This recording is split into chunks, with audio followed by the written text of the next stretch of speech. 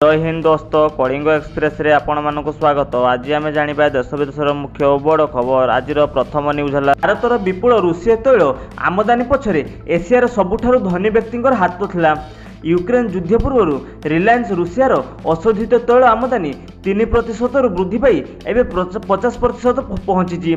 Ukraine रूस युद्ध को इंधन जगाइबार साहाय्य करुवा कहीं अमेरिका राष्ट्रपति डोनाल्ड ट्रंप द्वारा भारत उपर रूसीय आमदानी पाई अतिरिक्त 25% शुल्क लगाइबा दक्षिण एसीय राष्ट्र को एपर्यंत शुल्क लागू होइथिबा राष्ट्रगुड़िकर सर्वोच्च स्तर रखिछि। परवर्ती न्यूज है पूर्व निर्देशनामा को संशोधन कला सुप्रीमकोर्ट। टीकाकरण पर मूल अंचल को बुला कुकुर मानू छाड़ा को अनुमति देला। शुक्रवार 22 अगस्त 2025 सुप्रीमकोर्ट दिल्ली जातीय राजधानी क्षेत्र एनसीआर रो समस्त आश्रयस्थली रे समस्त बुला कुकुर बंदी करी रखिबा एवं सेमानको मुक्ति करिया पई निषेध करिया पई तांकर पूर्व स्वतःपूर्वत निर्देशनामा को संशोधन करछंती। परवर्ती न्यूज है चीन उपर एपर्यंत कौन शुल्क नहीं। ट्रंप को सहयोगी भारत को सी जिनपिंग सह आराम करुवा अभियोग करिसेंती। व्हाइट हाउस वाणिज्य परामर्शदाता पीटर न्यावेल गुरुवार दिन भारत उपर चीन राष्ट्रपति सी जिनपिंग प्रति आरामदायक होबार अभियोग आनिछंती, कारण से रूस सहित तैल वाणिज्य जारी रखिया नुआ दिल्ली उपर आक्षेप करिसेंती। आगामी न्यूज है ओडिशार विश्व प्रथम जम्बू बंचाओ केन्द्र प्रतिष्ठा हेबो। मुख्यमंत्री मोहन चरण माझी एपरि एक भविष्य सुरक्षित करिया विश्वव्यापी सहयोग आह्वान करिसेंती, जेउठारे मनीष हाथी एवं अन्यान्य वन्यप्राणी प्रजाति शांतिपूर्ण भाव में सौहार्दर सहित बास करें। मुख्यमंत्री मोहन चरण माझी गुरुवार दिन कहिसेंती जे राज्यर हाथी सुरक्षा संरक्षण को सुदृढ़ करने ओडिशा सरकार खूब शीघ्र एक स्वतंत्र नीति आनिबे। परवर्ती न्यूज है ओडिशार बारिपदा महिला महाविद्यालय प्रोफेसर स्थानांतर को छात्र छात्री माने विरोध करिसेंती। गुरुवार दिन मयूरभंज जिलार बारिपदा स्थित सरकारी महिला महाविद्यालय 100 अधिक छात्र एक उत्तेजित प्रतिवाद प्रदर्शन करी जड़े प्रोफेसर हठात बदली बातिल दाबी करथिले। परवर्ती न्यूज है मेगा स्टील प्लांट मुख्यमंत्री माझी केन्दुझरवासी पक्षर सम्मानित प्रमुख इस्पात निर्माण जेएसडब्ल्यू ग्रुप एवं पोस्कर संपर्कित संकेत पर केन्दुझर जिले में एक मेगा इस्पात कारखाना हेबार संभावना उज्जवल देखा जिलार विभिन्न संगठन एवं नागरिक मंच गुरुवार राज्य अतिथि भवन में मुख्यमंत्री मोहन चरण माझी को सम्मानित करिसेंती। परवर्ती न्यूज है ओडिशा विधानसभा मौसुमी अधिवेशन सेप्टेम्बर 18 आरंभ हो 25 तारिख पर्यंत चलिबो बोली जणा पड़िछि। तथापि ए संपर्क में आनुष्ठानिक विज्ञप्ति एपर्यंत प्रकाशित होई नाही। एही वर्ष मौसुमी अधिवेशन रे मोट 7टी कार्य दिवस रहिबार संभावना अछि। एही अधिवेशन समय विरोधी दल राज्यर विपर्यस्त आईन श्रृंखला परिस्थिति विषय रे सरकार को प्रश्न पचारिबा संभावना रही। परवर्ती न्यूज है पुराना डीएच रे 24 घंटा स्वास्थ्य सेवा दाबी बंद देवगढ़ सहर जीवन यात्रा अस्तव्यस्त। गुरुवार दिन देवगढ़ सहर पुराना जिला मुख्यालय चिकित्सा डाक्तरखाना डीएचएस परिसर में 24 घंटा स्वास्थ्य सेवा दाबी करी जिला युव एकता मंच द्वारा बंद पालन करा जिबा जोगु साधारण जीवन यात्रा एक प्रकार ठप हो जाइथिला। परवर्ती न्यूज है पुरी पुलिस बेआईन टूर ऑपरेटर एवं ट्रेवल एजेंसी विरुद्ध में कार्यानुष्ठान आरंभ करिछि।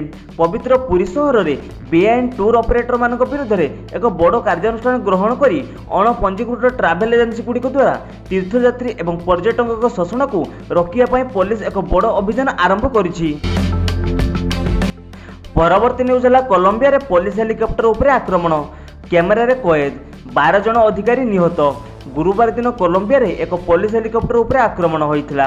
राष्ट्रपति गुस्ताव पेट्रो अनुसार कैमेरा रे कैद होइथिबा एही आक्रमण रे 12 जन अधिकारी प्राण हराइछंती एवं अन्य 3 जन आहत होइछंती।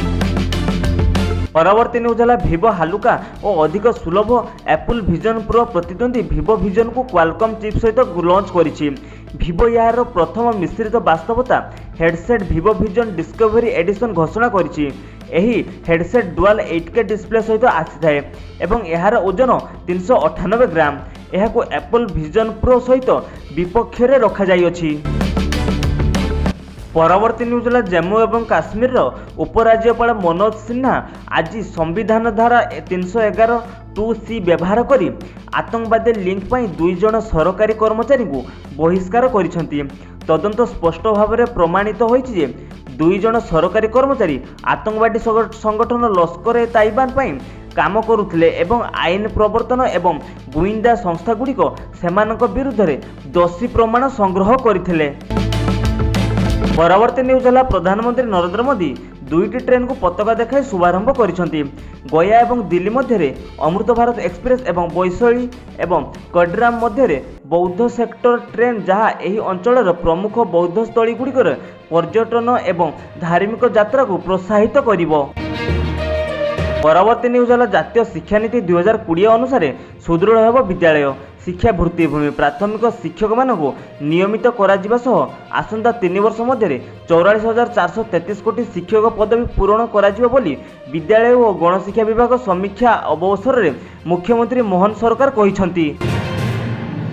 ପରବର୍ତ୍ତୀ ନ୍ୟୁଜ୍ ହେଲା କେନ୍ଦ୍ରମନ୍ତ୍ରୀ ଶିବରାଜ ସିଂହ ଚୌହାନ କୃଷି ଓ କୃଷକ କଲ୍ୟାଣ ମନ୍ତ୍ରାଳୟ ଏବଂ ଗ୍ରାମୀଣ ବିକାଶ ମନ୍ତ୍ରାଳୟର ଅଧିକାରୀ ଓ କର୍ମଚାରୀମାନଙ୍କ ଉପସ୍ଥିତିରେ ଦିଲ୍ଲୀର ପୁସାରେ ଆୟୋଜିତ କର୍ମଚାରୀ ସଂକଳ୍ପ ସମ୍ମିଳନୀରେ ଅଂଶଗ୍ରହଣ କରିଛନ୍ତି। ପରବର୍ତ୍ତୀ ନ୍ୟୁଜ୍ ହେଲା ଏମ୍ସ ଭୁବନେଶ୍ୱରରେ କିଟ୍ ଟେକ୍ନୋଲୋଜି ବିଜନେସ୍ ଇନକ୍ୟୁବେଟର ଏବଂ Bhubaneswar city knowledge invention cluster foundation ମଧ୍ୟରେ ଆଜି ଏକ MOU ସ୍ୱାକ୍ଷରିତ ହୋଇଛି।